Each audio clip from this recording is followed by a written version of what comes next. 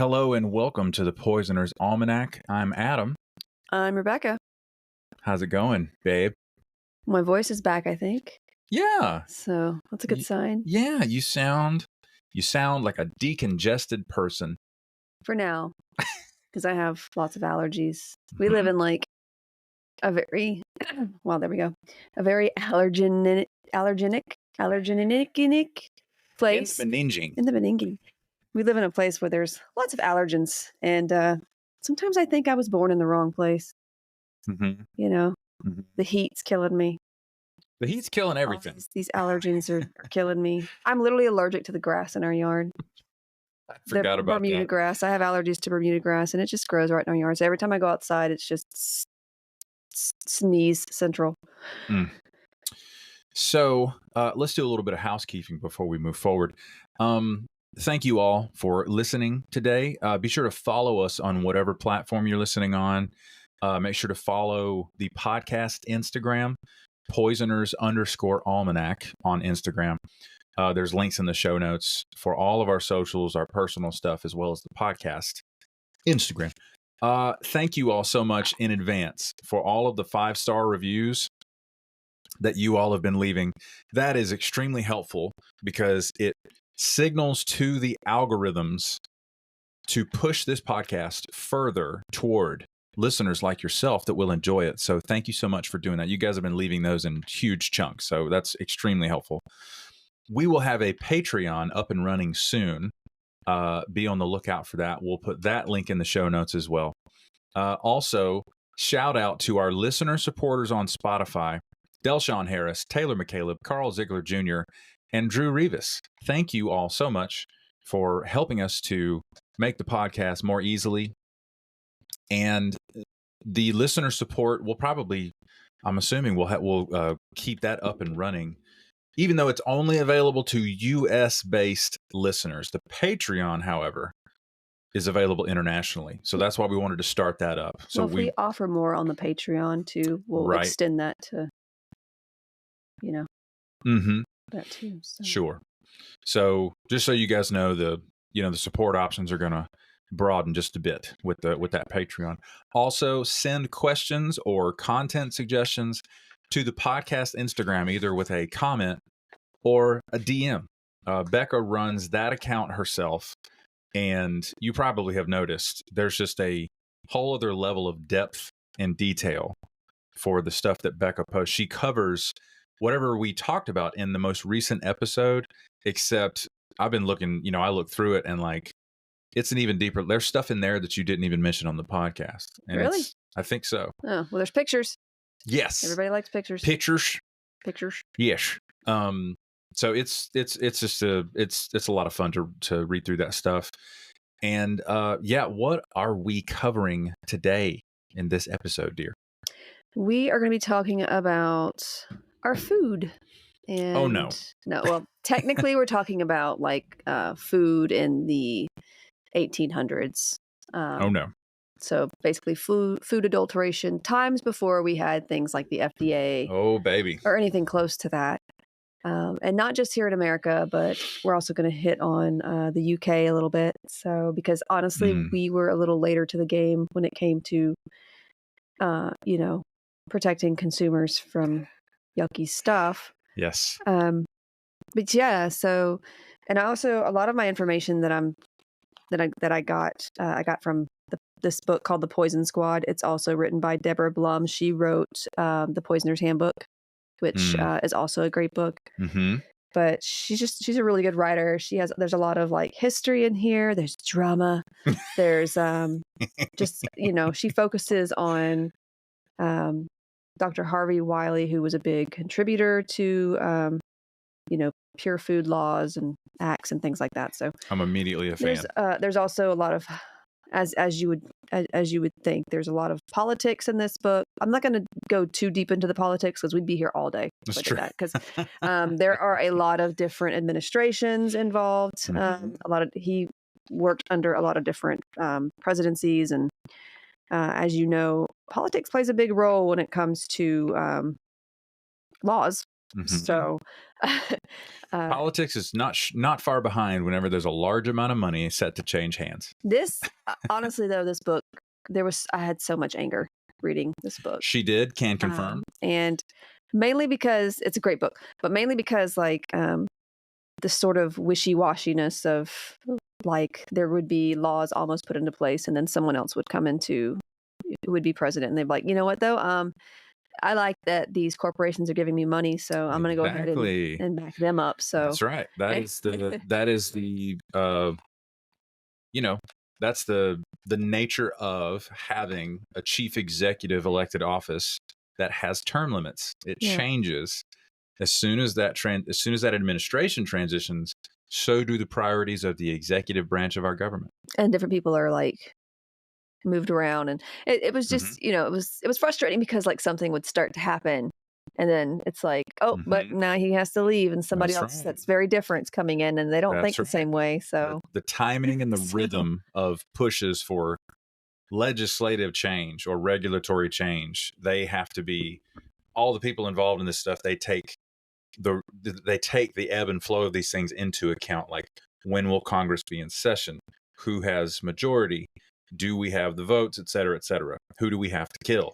Yeah, and see, maybe it's because like I'm a big fan of science and of facts and evidence, and those are things that like for me, it's like it makes sense to follow the evidence, where it's going, and not. It seems not a practical approach. The evidence more than the pockets, I guess. But there's a lot of lining of pockets in this book. You notice, and I get it.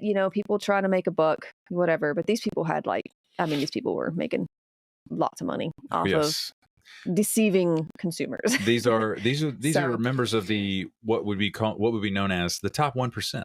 Yeah. So we're going to be talking about a lot of corruption and things like that too. But it was very frustrating watching like these. I mean, like a lot of the people I'm going to mention and more fought really hard to bring like honesty and transparency and just laws that would protect consumers from practices that were harming them. So it's just crazy to read. And I'm going to tell you what some of these foods had in them, and it might get a little gross. So hang in there with me. Okay. I'm emotionally preparing myself. I'm preparing for a massive amount of ick. There's a lot of players involved too, scientists, journalists. Obviously, I've mentioned presidents and law peeps. There's a lot of the women's movements, women's suffrage movements. Even the temperance movement came about. We're going to actually be talking about prohibition in the coming weeks too. So, yes. But their involvement in this was mainly for their own causes, but they did have some involvement in this too. There's authors. Upton Sinclair wrote The Jungle. You mentioned that, yeah. And he did a lot of his research in some of the stockyards. So. Had you read this book before? I'd known. I'd read part of it. I hadn't finished it at that time, though.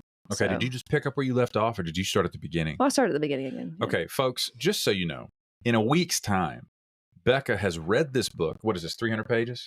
No, it's not long. It's not very long.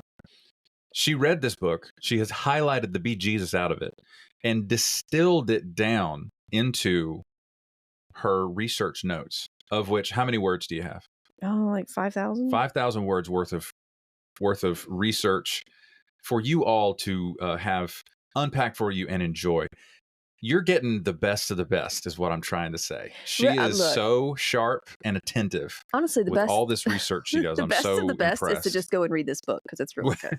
Okay, you can do that too. The Poison Squad, One Chemist, Single-Minded Crusade for Food. But I'd rather sit here and stare at you while you do it, Deborah, because you're really good looking. It's good, good book. Okay. Also, her other book, The Poisoner's Handbook, is really good. She totally missed it. I hit on her just now. Anyway, so let's talk about our food.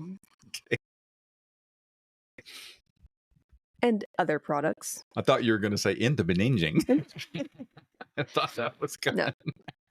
So we've all seen recent news about like lead in the Lunchables. Have you seen any of that? It's my favorite metal band. Lead in the Lunchables. Heavy metals in baby foods. Heavy metals in tampons. which in my mind, I'm thinking comes from like where the cotton for those is grown because like it just leaches from the and that is contaminated astounding. soil. Yeah, I can't believe that's it. I mean, that could be what's going on with some of the other stuff too. But, yeah. A few years ago, if you remember, third-party testing found benzene in a lot of popular chemical spray sunscreens. There was a whole like, there's reports of it, like, and they had like all the ones listed that were tested and found benzene. Benzene is a carcinogenic substance, and benzene is what you get when you have a 5-carbon ring molecule, and every single one of those carbon atoms also has 2 hydrogen ions attached to it, which would also be known as a fully saturated carbon ring. And the way that it behaves in, an organic environment such as the human body is to create tumors. Fun times. But yeah, a lot of those products were recalled. There was a list of, which ones had it in there. Most of them, I'm pretty sure it was all like the spray sunscreens. It might have had something to do with how the can itself operated, why benzene was in there. I don't believe it was found in the regular lotion. It's something to do with the aerosol form. I think that's what I think, if I remember correctly. Now, I do always recommend sunscreen simply because the sun itself. I'm sorry. I know we get vitamin D from the sun. Technically, it helps us make vitamin D. It doesn't give us. But listen, let me stop you right there, Professor. Becca, as I may have mentioned before, is ADHD. She hates the sun. It's bright. It causes skin damage. Look, she hates it. Like it's like the sun from Super Mario Brothers that would swoop down and try to kill you. Exactly. That's Becca's relationship with the sun. Well, I'm also extremely pale, so that doesn't. You help. are, and I need to mention, at the doctor's office yesterday. It burns us. Okay. At the doctor's office yesterday, Becca happened to mention that she will be 40 in February. And the lady's mouth fell open because Becca does not look 40. Part of that is really great genes. The other part of it is her use of sunscreen. And that is my favorite metal band, 40 in February. 40 in February? Anyway. Okay. Anyway. Oh, man. So let us not forget the water crisis in Flint, Michigan, and other places.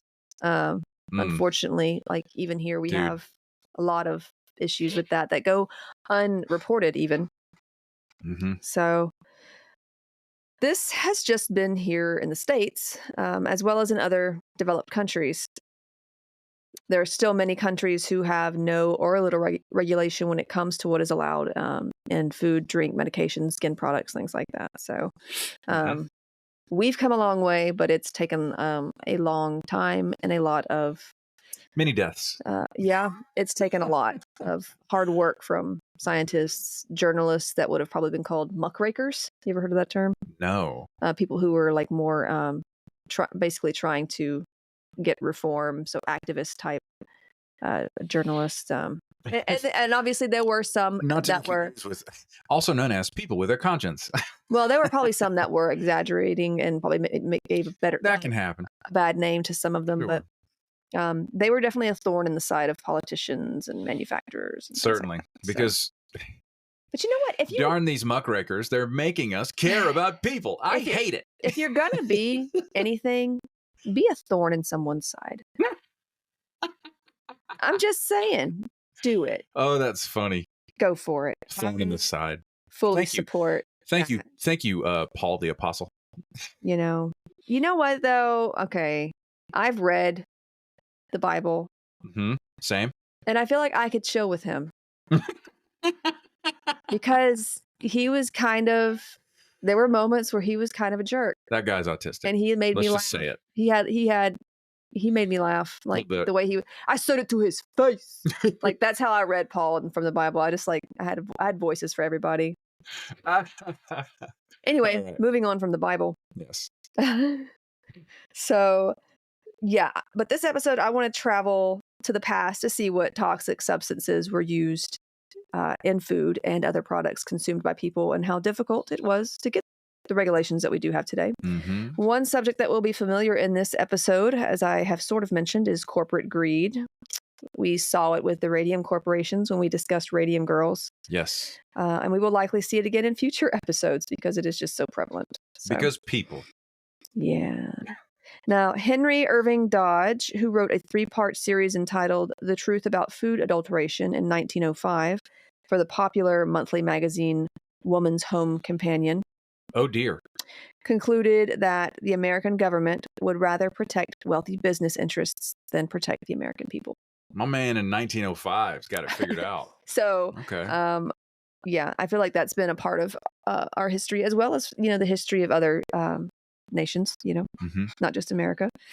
Most of the toxic additives put into products were there to, quote unquote, preserve food or to add weight. They were used as filler, basically to save these big corporations money, so they can use like less of the actual product, use cheaper Of course. things. It's like the bags of chips that are 50% air. And while it may make sense economically, it's like, yeah, but who are you hurting in the process?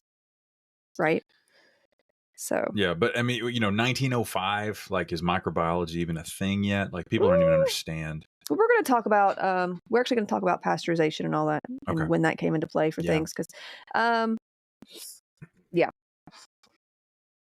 Now, I'm sure microbiology was a thing. Maybe it's not as advanced as it is today. Gotcha. So there was a lot of pushback, obviously, when scientists spoke out and requested changes here, reform, that kind of thing. I feel like reform and regulations has gotten kind of an ugly reputation because there are a lot of people and groups that don't like change, right?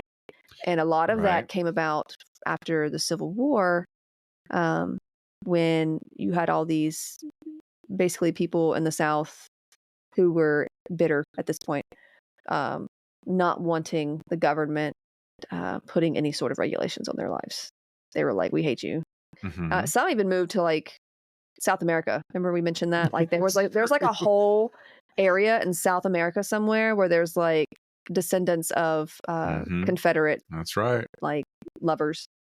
Yeah. And they got the heck out of here. They were like, "We're done." Yeah, bye. And then they realized we're in South America. So we don't know how to do this.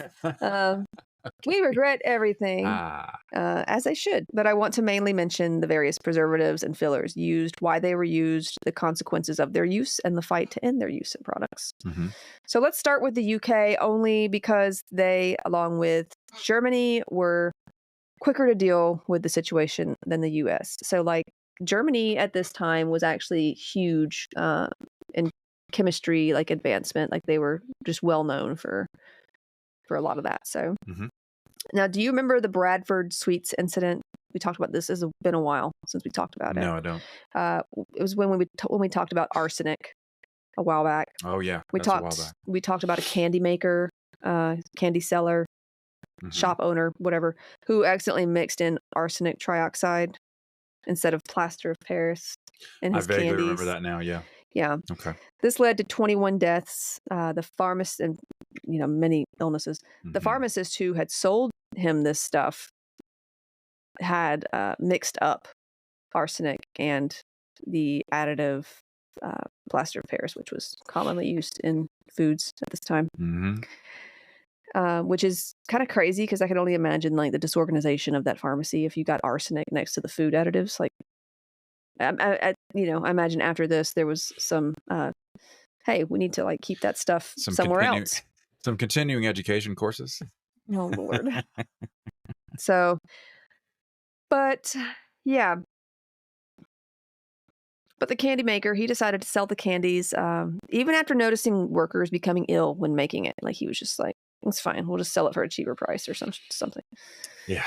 Now, they were both arrested, the pharmacist person and the candy seller, but they couldn't be charged with anything as there were simply no laws for food safety.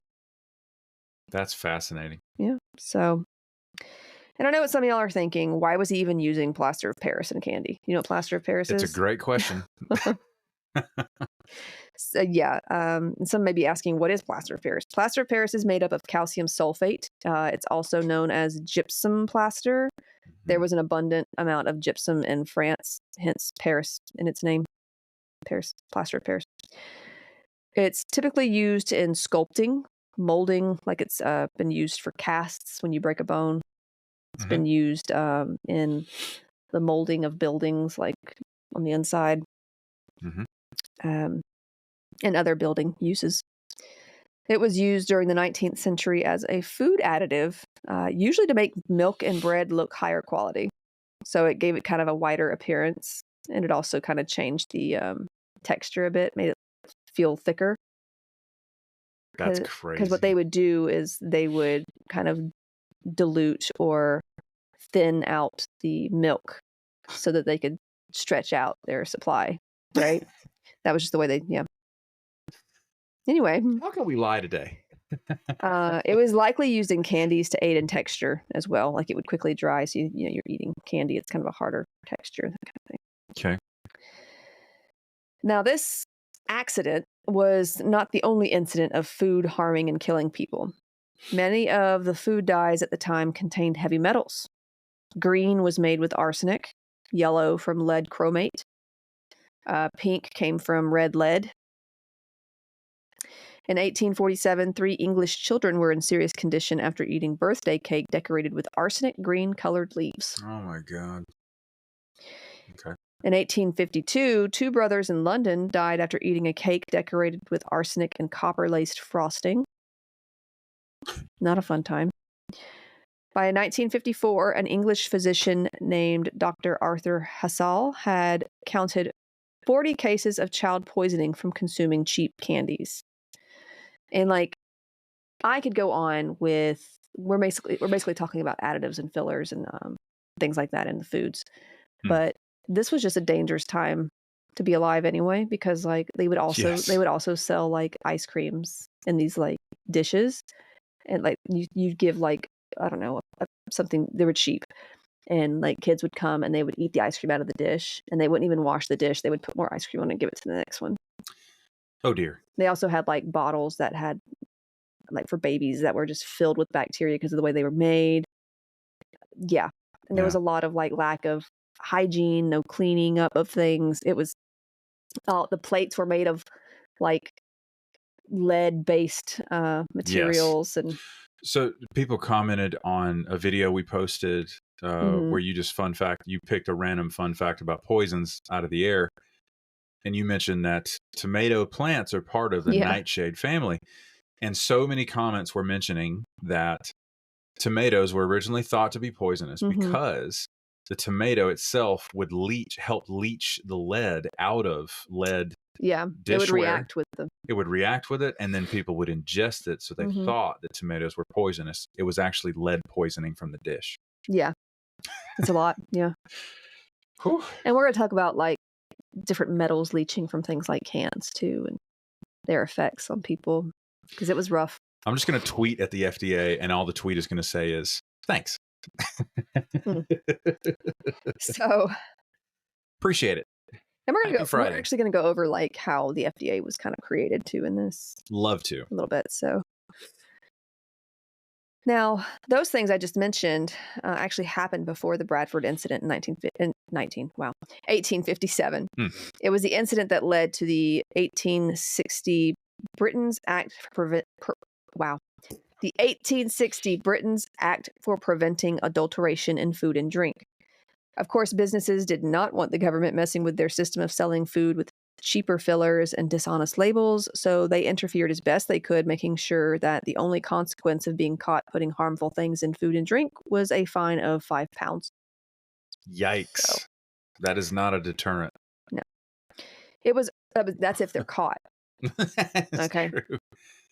Now, it was earlier in 1820 that a German chemist named Frederick Achem, that's just fun to say, Frederick Achem, wrote a treatise on adulterations of food and culinary poisons, in which he stated, and this is a quote, "Our pickles are made green by copper, our vinegar rendered sharp by sulfuric acid, our cream composed of rice powder or arrowroot and bad milk, our comfits mixed of sugar, starch, and clay, and colored with preparations of copper and lead, our catsup," which we know is ketchup today, "often formed the dregs of distilled vinegar, with a decoction of the outer green husk of walnuts and seasoned with allspice."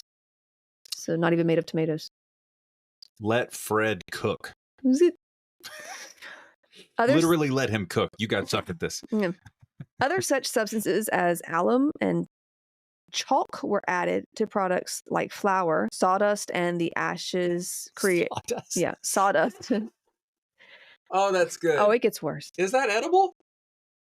And the Sawdust. ashes created by burning ropes were added to bread and spices as filler, making You them told me about heavier. that. That's so toxic. Lead was found in olive oil. Tea and coffee were often recycled as the old leaves were bought cheap from hotels and cafes, and they would be mixed with chemicals to make them look new and good to use. So old tea leaves would often be mixed with copper and sheep's dung, boiled. Oh no. Then colored with various chemicals such as carbon black, tannins, or copper acetate. Coffee grounds were often mixed with sand, gravel, chicory, roots of other plants, and weeds. What was that one? Chicory? Chicory. What is that? Chicory, it's a plant, isn't it? So alcohol had been messed with for a long time now. Samuel Child, a brewer himself, wrote a book in 1790 entitled Every Man His Own Brewer, a practical treatise explaining the art and mystery of brewing. And mystery it was, because this treatise included a list of what could be added to give a better taste. This included Cocculus indicus, which is an extract of the Southeast Asian fish berry containing a curare-like poison known as picrotoxin, which was once used to stun fish. That's where the whole fish berry comes from. It's used to stun fish. Oh. Yeah. Nux vomica. Does that sound familiar? No. Strychnine. Oh my God. Vitriol or sulfuric acid. Wait. They called it vitriol? Mm-hmm. I thought that was just an adjective to describe toxic behavior. Or hate speech. Oh, okay. Yeah, I don't know. I mean, it came from somewhere, so. Interesting. Quassia, which are alkaloids extracted from wormwood, which was once used as a pesticide. And also opium.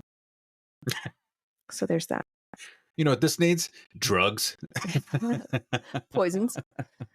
As you can imagine, Ackham made many enemies and was later accused of mutilating books in the library of the Royal Institution, where some of his enemies were also members.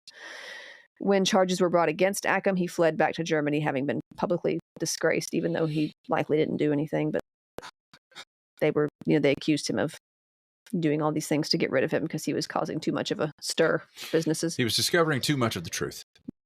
Things only seemed to get worse from there, however, as much of Ackham's research and recommendations were forgotten by this point. Candies were getting brighter and the people were getting sicker. The dyes were... You said candies were getting brighter. Yeah. And people were getting sicker. Yeah.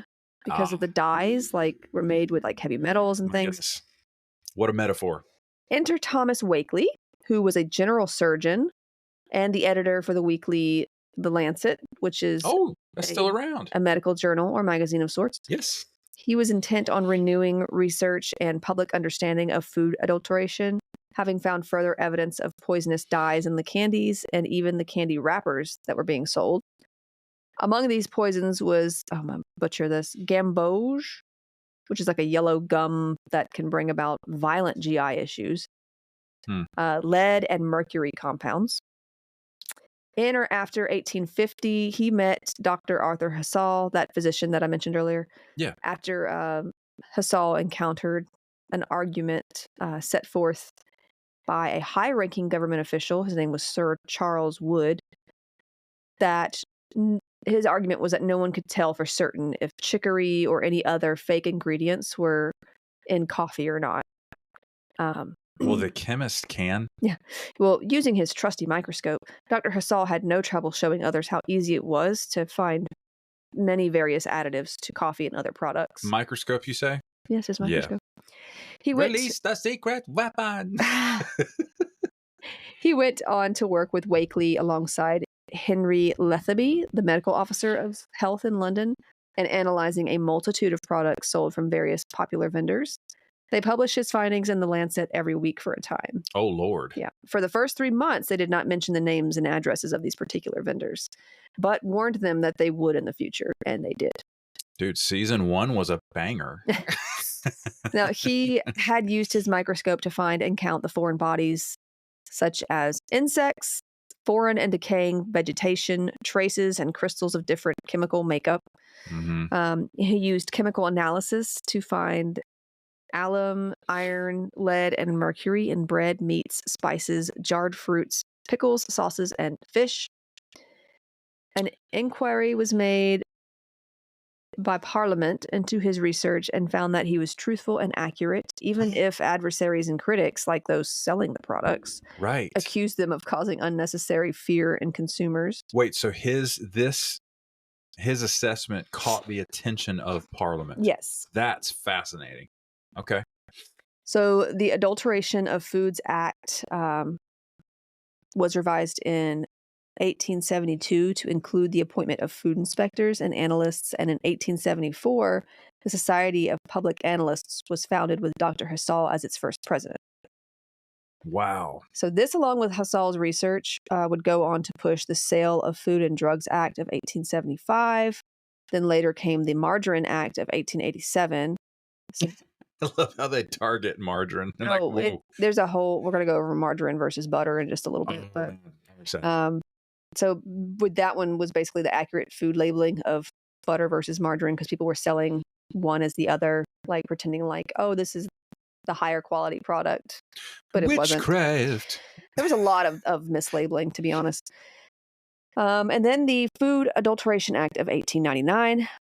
So more legislation would follow, of course, but let's move to the states for a bit, where scientists, journalists, women's rights activists, and other activists looking for reform against animal cruelty even teamed up to push for pure food instead of the current adulterated mess they knew the public was consuming at that time.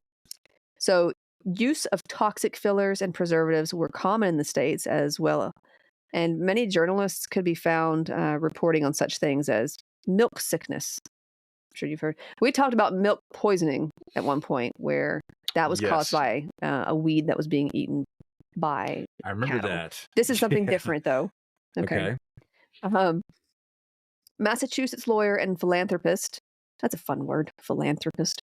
George Thorndike Angell, known for his work. Spell the last name? It's Angel with an extra L. Oh. Yeah. Angell. I'll say Angel. Angle. But Angle is L-E. Yeah, when you're talking about somebody's name, there's so much variation that can... Whatever. Known for his work against animal cruelty, angrily denounced the disease and parasite-ridden meat that was commonly sold, as well as what was labeled butter and cheese actually being processed animal fat. Oh, God. So one notable physician and chemist was Dr. Harvey Wiley. He was born in 1844, and he had a very interesting and well-rounded past. His father, Preston Wiley, was a sorghum cane farmer, like sugar. That's right. Sorghum syrup is still available. It's also, my mother used to love sorghum syrup as a child, and she still buys it from time to time now just because of the nostalgia. He was also a lay minister who valued education and abhorred slavery. All right, bro. He was an born in abolitionist. 1844, huh? So he was in his 20s by the time the Civil War happened. Yeah, there's a lot of history, a lot of stuff going on during this time. And I know we always as millennials, we always talk about we lived through so many crazy things. And it's like, if you look back though, so many crazy things happen all the time. Well, just wait till November. Yeah, right. I'm not saying we haven't lived through some crazy stuff. Yeah. I'm just saying we did have an insurrection. That was a thing. Yeah. You got to remember how close to the First World War, the Depression, the Second World War. It was other. The Spanish flu was in there too. There's so much stuff. But we're actually talking about a time earlier than that.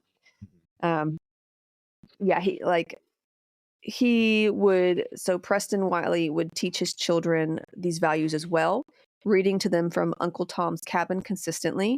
Oh, wow. The family farm was also at the southern end in Indiana of the Underground Railroad. And those escaping slavery would travel from Kentucky to the farm where they knew to find Preston. And he would secretly take them 8 miles north to the next stop. So. Oh, wow. Okay. So this guy's standing on business. Pretty cool. Okay. Pretty cool dude. Now, the Civil War began in 1861, and Harvey Wiley put a pause on school in 1864 to be a soldier in the Union Army. Wow. Though he studied anatomy while guarding Union railroads and such. He only lasted a few months there, however, because measles infected the camp. No.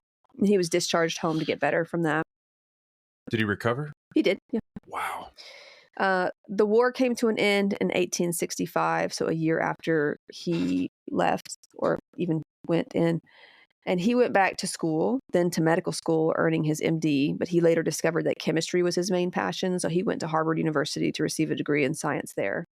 I find it hysterical that, like, they're just like, what happened to the 7th Infantry? That measles. And that's it. They're like, all right, next order of business. There was a lot. I mean, there was a lot of illnesses that you really just couldn't do anything about at the time. That's what it sounds like. And like, honestly, the way they did food and stuff back then did not help. Oh, yeah. You ever heard of the summer problem or summer? Yeah, there's this thing. They just called it the summer ordeal or the summer problem. No. Where people were like having GI issues all summer. Well, part of it was due to the milk and stuff that they were drinking and eating being really gross. Okay. So just a little side note. And he would go on to teach chemistry at the university level. He taught at Purdue University. Yeah. He also traveled to Germany, which I said was, like I said earlier, was the leading country at that time in chemical research. He worked at labs there and studied under those more experienced, including renowned scientist August Wilhelm von Hofmann. So just to mention real quick, I watched Oppenheimer, the movie. Kenneth Branagh portrays Niels Bohr. He's a paragon of, nuclear physics and stuff at the time. It was really interesting. Yeah. Yeah. So, August Wilhelm von Hofmann, who he was studying under, he actually discovered formaldehyde in 1866, which is going to come into play in a little bit. Congratulations. Now, I'm telling you his background because he is an important part of the pure foods movement. Okay. He helped bring about food safety regulation. Now, is that the language that those people use to describe their efforts, or is the book calling it that? Or they would call it that? They would, pure foods movement because of every other food was tainted. So, right. So yeah, but this also gives you some idea about his experience and how it helped him later. Now, Harvey Wiley moved back to the States with more chemistry knowledge and tools. And one of the first areas of analysis was in a product familiar to his past, sugar. In 1881, the Indiana State Board of Health asked him to look at sweet substances like honey and maple syrups. Corn syrup had recently become a thing when Russian chemist Gottlieb Kirchhoff found a way to turn cornstarch into glucose in 1812. Because it was cheaper, those selling what was labeled as honey were actually selling corn syrup tinted with dyes. Dude. So they would be, So corn syrup is that old? Like the high fructose corn syrup? Yeah. That's wild. Of course it was a ration. Oh my gosh. I'm just kidding. They would put a piece. Thank you, everyone in Russia who listens to our podcast. They would put a piece of honeycomb in the jar to make it seem legit, but sometimes it wasn't even real honeycomb. It was like paraffin wax made to look like honeycomb. Which would dissolve into the... Come on, guys. Wiley would also find that 90% of syrups that he tested were not maple syrup at all, but corn syrup. Did you say 90%? Yeah, because corn syrup's cheaper. Of course it is. But they would sell it as like full price honey and maple syrup and stuff. So not cool. It seems that it was sweeter as well as inexpensive, so it became the more common sweetener, which Wiley was fine with, except the fact that it was being labeled as something other than it was. Yeah, we hadn't connected that to type 2 diabetes yet, though, had we? No. Well, also, like, Wiley was a big advocate for calling things what they were. He really hated when people were like, this is this, that it has none of that in it, which makes sense to me. Like, that, and like, there are a lot of people who called him like, oh, you need to chill out and It's When not was that big of Dr. a deal. Wiley diagnosed with autism? Look, I was like, yes, I totally understand this man. I understand this man so I much. identify too. I want there to be transparency and honesty with how food is processed and brought to market for the public. Mhm. But I know what you're saying as well. Okay. In one of Wiley's reports, he wrote, "The dangers of adulteration are underrated when it is for a moment supposed that any counterfeit food can be tolerated without depraving the public taste and impairing the public safeguards of human life." Hmm. It was also found that the samples had been contaminated with copper from the mixing tubs during the manufacturing process and with remnants of animal bones used in the coal for fuel. So there's that. Okay. Now, Dr. Wiley later became the chief chemist at the Department of Agriculture, which was a position that would kind of ebb and flow in significance and with financial backing, with changing politics, unfortunately. Oh, yes. And he started there when I think it was like President Chester Arthur was there. These are some presidents that I've honestly never heard of, which I'm not. I've barely heard of that one. I like history, but honestly, I don't know every single president's name. Mhm. I do know Grover Cleveland. Yes. Benjamin Harrison, I think, was next. Then Grover Cleveland again. Then William McKinley. Then Theodore Roosevelt. Then William Taft. And then I think it was Roosevelt again. Mm-hmm. And then Coolidge came sometime later. Somebody shot Roosevelt in the Woodrow chest at some Wilson point was there. in there somewhere. Mm-hmm. Anyway, let's talk dairy. Oof. Now, journalist John Mullally, he wrote a piece in 1853 on the issues of how farmers in the New York area treated cattle and how the resulting milk was causing health concerns. What was this guy? A chemist? He's a journalist. Okay. Now, it was becoming harder to get fresh milk to consumers as the farms were further away from the growing cities. And like, I think pasteurization, I believe it was a thing at this point, but it wasn't being used in America. Had refrigeration been developed at this point? I love hearing about, preservation techniques before, especially in rural settings, salting meat and all that fun stuff. Okay, artificial refrigeration began in the mid 1750s, but it developed in the 1800s. 1834, the first working vapor compression refrigeration was a thing. Now, I do remember hearing though that refrigerators were actually quite dangerous. Oh, back sure. in the day. Yeah. So, sure. Yeah. The electric refrigerator came about in the 1920s. Ah, okay. So, and so you mentioned Mullally. When is he coming up with this? With his writing? 1853. Wow. Okay, so that's early on in the game. Yeah, but like I said, it was harder to get fresh milk to consumers. The farms were further away from these growing cities, and so like farmers came up with the idea to tie cows in these gross warehouses where they couldn't move, basically. So they were like standing in their own. They kept cattle mess. in warehouses in the city. They literally would have them like tied up with ropes to keep them in one place. It was pretty awful. I wonder if they consulted a farmer. They also fed them mash or swill, which is like this stuff from fermentation process of whiskey from nearby distilleries. Yeah. Like it was cheaper to just get this mash from these distilleries and feed them that. But this way of feeding dairy cattle was obviously cheaper for those selling the milk, but was costly in the health of consumers. Also, it's just animal cruelty. Wow. Another newspaper, Frank Leslie's Illustrated newspaper in the late 1850s, detailed how the cows in these places fed on nothing but warm swill. Again, that's that fermented stuff, that they make the whiskey. It's like the leftover byproducts. Oh, God. Basically. Which was just essentially like sugar and alcohol. Which would make the cows sick. Yeah, it would rot their teeth too. And the cows were basically standing in their own waste around flies and maggots. Some just died in their stalls. Others would just get weaker in health until they no longer produced milk, and then they were sent to be slaughtered. And then they were... It was awful.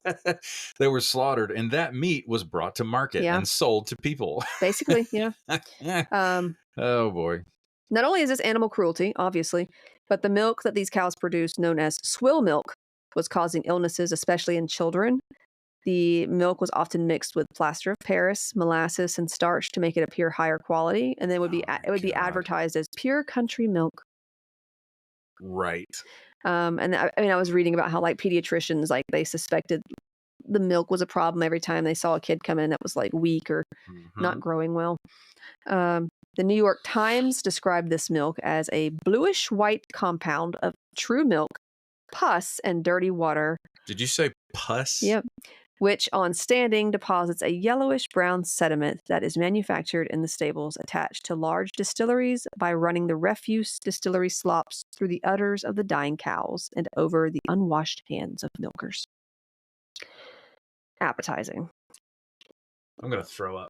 Told you it was going to get gross. The New York Times also estimated that 8,000 infants had died of swill milk, likely because of illness, diarrhea, and resulting dehydration. Now, the New York Academy of Medicine, which was founded in 1847 by a group of physicians seeking, change and reform. Okay. They investigated the situation and were able to connect the rise of infant mortality to the consumption of swill milk. Of course, dairy farmers pushed back with the help of politicians like New York Alderman Michael Toomey, who later became known as Swill Milk Toomey. There you go. Toomey tried to argue that swill milk was actually better for children than pure milk, and did his best to block reform of the dairy industry, which was probably paying him a lot of money. Finally, politicians. I just hate them all. Finally, in 1862, an ordinance outlawing swill milk was passed, but it was apparently difficult to enforce. Swill milk still continued to be made and sold in New Jersey nearly 20 years later. And the Journal of the American Chemical Society commented at the time that the amount of bacteria in this milk was too numerous to count. Ugh. There was another report in Indiana that the Board of Health had tested a sample of milk and found sticks, hairs, insects, blood, pus, and filth. Blood? Yeah. Back at the Department of Agriculture's Chemistry Division, Harvey Wiley and his fellow chemists discovered milk had been purposely thinned and was dirty, some with worms still in it, like live, and had been whitened with chalk to make it look somewhat better. Awesome. Now, milk wasn't the only issue. Butter being sold much of the time was not actually butter or even dairy at all. Yeah. It's butter, but it's not dairy. Yeah. Does that make sense? So oleomargarine was created by French chemists who had made a semi-solid butter-like substance from olive oil, which is, all good, but somehow others. But here's the thing I know about. Okay, so butter is solid at room temperature. All right.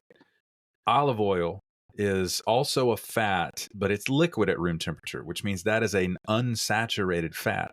They're changing a unsaturated fat into a saturated one, which means they're screwing with carbon bonds, which I don't like immediately because that's, again, you mentioned benzene earlier. The thing that makes it carcinogenic is the behavior of its carbon-hydrogen bonds. Yeah. Well. Ugh. Yeah. Okay. Now, some decided. Thanks, I hate it. Some decided to take the name oleomargarine and attach it to their own creations. Sorry, I literally had to do that. Cleared your throat. That wasn't even for theater. That was or show. That was literally me trying to clear my throat. Sorry. It was just good timing, I guess. Timing. Yeah. Talent, I tell you. So, yeah, one such inventor mixed beef tallow and ground animal stomachs into a butter substitute and gave it the name oleomargarine as well. Okay. More of these meat byproduct-based butter substitutes were just meat at various meat packing plants to be sold under the names of butterine. Okay. Yeah. And some just straight up called it butter, even though it wasn't butter. You could see why Wiley was upset, right? Oh, God. It's not what it is. The listener can't see my face. It's had a scrunched grimace for 10 minutes now. Oh, it's going to get worse. There were even patents for so-called margarine that included ingredients such as nitric acid, sulfate of lime, various disinfectants, and sugar of lead. What was the last one? Sugar of lead. Sugar of lead. Now, see, I just love that name because they used to name chemical compounds like tincture of steel, tincture of iodine. But also, like, ingredients at this time were not, you didn't have to put ingredients on anything at this point. No, we're years away from, oh God. Yeah, that wasn't a rule. So, yeah, they were basically testing for things to see. And even if they did, they'd probably still have to test to make sure what was on there was actually what was in there. Okay. Now, there were dyes made of brick dust, chalk, chromate of lead, and more were being used to help make the butter substitutes and also cheeses look better. I think red lead was used in cheese. So, not cool. The Butter Act of 1886 would define butter as made exclusively from cream or milk, but because of the influence of the meat packers and the corporations, only a small tax was added to margarine, and a rule was added that if it did not qualify as butter by the definition, it simply had to be relabeled as oleomargarine, which it still was not, with a $1,000 fine if labeled falsely, if caught. Basically. Okay, so $1,000 in the 1880s is a significant amount. That's fair. If they were caught, though. But we still have no FDA. No. Okay, so you literally have to be, who's going to come and like report you? Unless it's one of these chemists who is a part of the pure food movement. Well, yeah, even then they could be shut down by influential politicians and stuff. Of course, there's no FDA. There's no regulatory agency that has a fiduciary duty to keep people safe. Well, that's what Wiley wants to do, as well as other scientists that were trying to help him in this, matter. Of course. And journalists, and there were some politicians that were like pushing for this as well. Now, we're going to come back to milk in just a minute, but I want to touch on what was put into American teas and spices during this time. Tea was found to contain such things as cyanide, indigo. Cyanide was like Prussian blue, so like part of it was like for coloring. Prussian blue, titanium white. Soapstone, gypsum or plaster, as we mentioned earlier, sand, and turmeric. The tea leaves were sometimes not real tea even, but instead were found to be leaves from like rose bushes, wisteria. What? Typical backyard trees like your willow, elm, poplar trees. Yeah. There was even a product called lye tea, which at least was honest. So. Oh man. Also, coffee. Coffee didn't get away free either. So coffee that was examined had been mixed with tree bark, sawdust, ground beets, various seeds and roots, and acorns. False. And acorns. Beets, bears, Battlestar Galactica. Now, in 1892, Harvey Wiley had found that about 87% of all ground coffee samples were not only coffee, some weren't coffee at all. Even whole beans, you thought you'd buy in the beans, you thought you were coming out better if you bought like coffee beans. They were actually some people were actually taking flour, molasses, dirt, and sawdust. Sorry, and like, did you say dirt? Yeah, and like just putting them in these molds to make them look like coffee beans. Literally. And ends in Vladivostok, where the coffee beans come from. And like dyes were also made of charcoal, charred bone made into powder, powdered iron. Some were found to contain arsenic, cyanide, and lead, just to kind of color these things to make them look more like coffee. I feel physically sick. Flour was often cut with gypsum, so plaster, and rock dust to make it seem like there was more flour than there actually was. Baking powders were often tainted with aluminum. Burnt rope ash was used as filler in many spices. Ground up insects were sold as brown sugar. Oh, God. Can we just drill down on that one? Well, there was like a such thing as a grocer's itch, too. So they had a hard time with that because of the whole ground up, I hate to ask, how was that? Insects. Because it was the bodies of insects that they were allergic to, or could be. Well, if you're okay, not to gross anybody out now, but oh no, please, you're way past it. if you have an allergy to roaches, which if you have an allergist, they test for all kinds of things. Drinking coffee or eating chocolate, because they are allowed to allow some parts of that in there, because the thing is, like, it's hard to just not have anything when they're doing accidentally. That's right. When they're doing it at the scale that they do it, with mass, first world American food production processes. They do it at such a scale where you can't keep a roach from falling into the giant vat of coffee beans. Cheers, everybody. I hate it. But there's an allowable amount. That's hysterical. So, I love that that's a thing. Here we are. Okay. I'm still going to drink my coffee. 100%. Don't you dare come out of sight, coffee. out of mind, I guess. That's right. Let us forget together. 3, 2, 1, and we're done. Nothing is ever out of sight for me. Shut up. Shut up. Maybe that's why I'm so anxious. Also, please kiss. Maybe that's why I'm so anxious. Okay. Now, ketchup could be a bunch of different things, usually waste products like the pulp skins, ripe tomatoes, green tomatoes, starch paste, coal tar for coloring, preservatives like salicylic acid or benzoate, which Wiley later found to be toxic. Vanilla extract was rarely contained vanilla. Ground ginger was found to contain burned shells, cracker dust, excuse me. Ground. I'm sorry. Cracker dust, also known as cocaine, which is what our last episode was about. Oh my God, no. This was actually like cracker dust. Ground seed husks and dyes. If you were in Miami in the 80s, you knew what cracker dust was. Oh my God. Pepper could contain any mixture of sawdust, cereal crumbs, gypsum, potato scraps, hemp seed, powdered olive stones, powdered walnut shells, powdered almond shells, sand, soil, and sometimes literal dust and floor sweepings.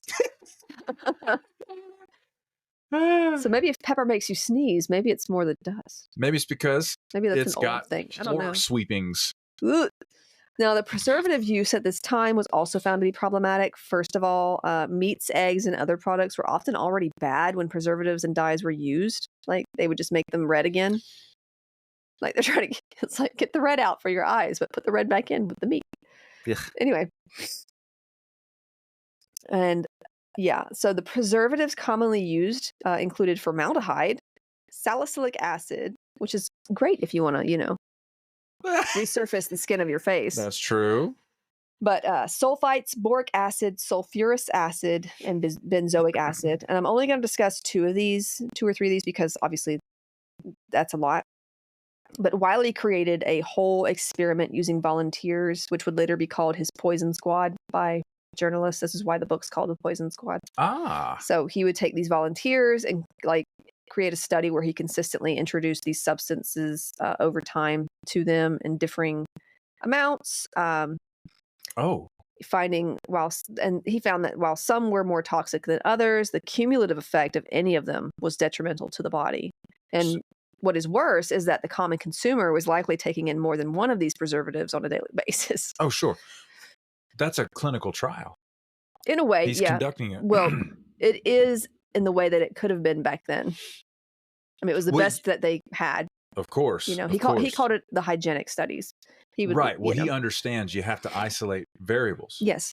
You have to control. Well, that was a thing back then. It just wasn't as regulated or as probably planned out as well as it could be today, just because he wasn't exactly given as much of the funds as he could have been. Well, of course, that's the funding drives so much research, but I wonder if randomized control trials or multi-site, stuff was.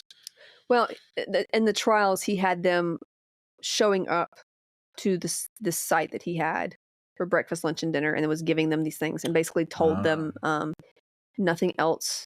You should not be eating or drinking anything else. Nothing else should be included or introduced to your system. Yeah. That kind of thing. Now, he can't obviously follow these people around and make sure they're doing what he asks. True. But it's still cutting edge for what. Yeah. Very clever. That were the rules, basically. Okay. All right. Formaldehyde, used in preservatives known as freezine or preservaline at that time, was often found in canned meats and in milk, and led to what was known as embalmed meat or embalmed milk. Embalmed meat was a subject of media interest in 1898 when it was reported that soldiers involved in the conflict with Spain over Cuba's independence were fed meat that was disgusting and smelled of chemicals. While formaldehyde was suspected in this case, it turned out that the meat that was provided for them was actually from like diseased cattle mixed with charred ropes, preserved with salt and potassium nitrate. It had basically rotted by the time it was given to them because of, the heat. And there were obvious signs like maggots found in some of these cans, right? There were some who died because of heavy metal leaching into the meat from the cans, as in the case of Private Ross Gibbons, who fell into convulsions after eating a can of corned beef while at a training camp and later died. Formaldehyde-based preservatives were found later in 1899 in Cincinnati, Ohio, when more than 1,000 people became sick in 1 week. These preservatives had become popular because they could be added to graying beef to make it nice and red again. So they were like taking it out, reddening it with this stuff again, like putting formaldehyde in it, putting it back in, bringing it back out. So it's so terrible. Embalmed milk was another problem, as these preservatives were being liberally used in dairy to keep it from spoiling. In Omaha, Nebraska, infant mortality was rising because of formaldehyde in the milk. And the health department there advised the drinking of any milk. Advised against the drinking of any milk. Another issue with milk came about in Indiana thanks to the introduction of formaldehyde to milk. John Hurty, which is a fun name, John Hurty, the state health officer, warned that even the tiniest amounts of formaldehyde could be dangerous, especially for infants. It was also found that the milk was coming from unsanitary dairy practices and contained horsehair, worms, flakes of moss, stagnant water, and manure.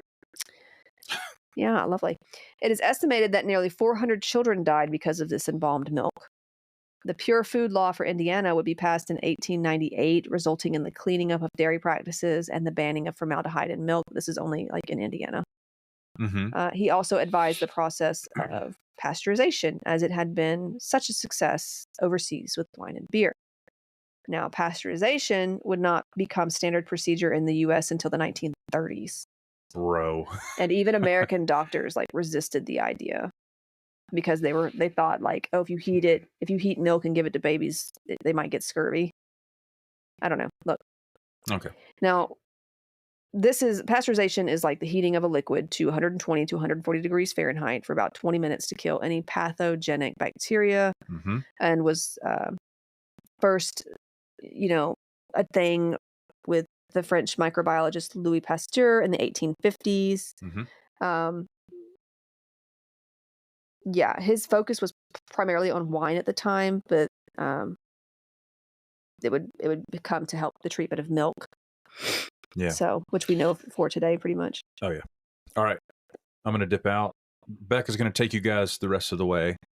All right. Now, Wiley found in his poison squad studies that formaldehyde sickened those who consumed it, causing headaches, sleeplessness, dizziness, vertigo, nausea, and vomiting. Another preservative that Wiley fought against was borax. And some of you, I'm sure, have heard of borax. It's a cleaning agent. At this time, it was used in many food products, including cheese, butter, eggs, and meats. In his poison squad study, the volunteers suffered loss of appetite, just feeling generally unwell, headaches, and stomach problems.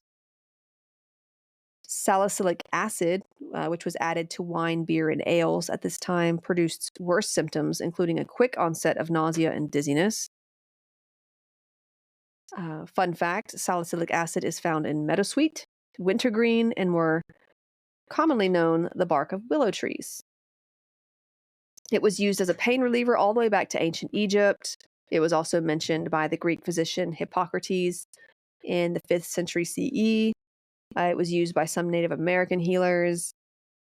Its name actually comes from its isolation from the white willow Salix alba in the early 19th century. And I've been dying to talk about salicylic acid simply because that's where aspirin comes from. Aspirin is made by reacting salicylic acid with acetic acid. Now, the main issue with salicylic acid and ingesting it is in high enough doses, it causes gastric bleeding and permanent organ damage. So, like, that's why when you take aspirin, you take the dose that you're prescribed, as you do with most medicines, but it can cause bleeding. And some people take it specifically to prevent clotting as well. So it makes sense.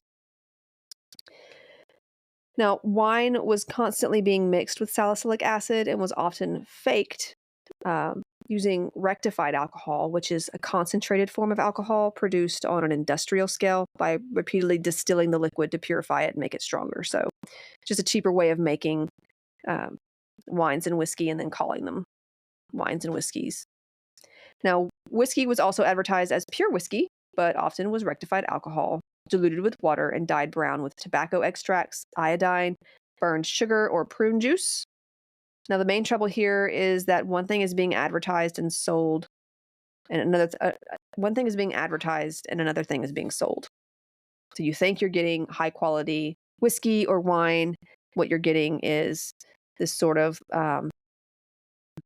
just any kind of ethanol, like industrial ethanol, mixed with maybe a tiny bit of actual wine, or not even wine. Sometimes it's just, mixed with something to make it look like wine or whiskey for that matter. So pharmaceuticals were also a cause for concern, as you can imagine. If many of you have heard of like the whole snake oils, that kind of thing, many over-the-counter medicines were simply flavored alcohol. Baker's stomach bitters, which was supposed to be a digestion tonic, was actually 42.6% alcohol. It's about 85 proof. Harvey Wiley fought against big industries and politicians and even his own boss, who seemed to care more about the corporate and political allies than the consumers. This was pretty common, unfortunately. Throughout his career, he wrote papers that were suppressed, spoke at events that he was later punished for being so outspoken at, had big industry people asking for his removal, had other scientists sabotaging him, and he saw a lot of his efforts to reform food safety just constantly fail. He did have quite a few allies, among them the women's movements of the day, journalists, and a few of the corporations like Heinz, who we know for ketchup today. They actually believed in the pure food movement for a long time. They took a lot of the preservatives and such out of their foods and basically showed that it could be done. So that's pretty cool. There were also other scientists from around the country and around the world that were, sending him encouragement, like, they were talking to each other, trying to encourage each other to keep going. So in 1907, a law was put into effect allowing that food would be considered adulterated if anything was mixed into it that reduced its quality or strength. If one ingredient was substituted for another, basically calling it something it isn't. If any valuable ingredient has been wholly or partially removed. If the food was mixed, colored, coated, or stained to conceal any sort of fakery or damage. If it contained any poisonous or injurious agent. Also, it would ban the use of food containing diseased animals or that consisted of filthy, decomposed, or putrid animals or vegetation. So, which sounds great. This law sounds great. And it took a long time to even get this law sort of put into place. But while this was a step forward, there were no actual standards for what most of this meant. There's nothing that could be kind of measured against, and the food industries would just take advantage of the vagueness of these laws. They would continue to fight back to keep using their cheap fillers and alternatives to compete, and also to compete in deceiving and poisoning consumers. In 1927, the Bureau of Chemistry, as it was known, was split into the Food, Drug, and Insecticide Administration. This would later be the Food and Drug Administration. And the Bureau of Chemistry and Soils. So it was split into two. Harvey Wiley and others, Carl Augsburg took his place later as chief chemist for a while, literally had to fight to enforce much of the law, and better laws would not come about until June of 1938, after more than 100 people, including dozens of children, died the year before, poisoned by cough syrup that had been sweetened by diethylene glycol. And some of you may be familiar with that chemical. It's an antifreeze. No charges past mislabeling could be brought against the company, though, because there were no specific laws broken because of how vague the laws were. This led to the Food, Drug, and Cosmetic Act of 1938, which was a much superior legislation than the act in 1906, giving more authority to the FDA to protect consumers. In 1956, some coal tar dyes were banned by the FDA after children were sickened by Halloween candy. In 1976, authority was given to the FDA to regulate medical devices after women reported injuries from IUDs. And even more recently, in 2011, President Barack Obama signed a law known as the Food Safety Modernization Act. There was a severe food poisoning outbreak in America it lasted for months between late 2008 to early 2009. It was caused by peanut butters that were made by the Virginia-based Peanut Corporation of America.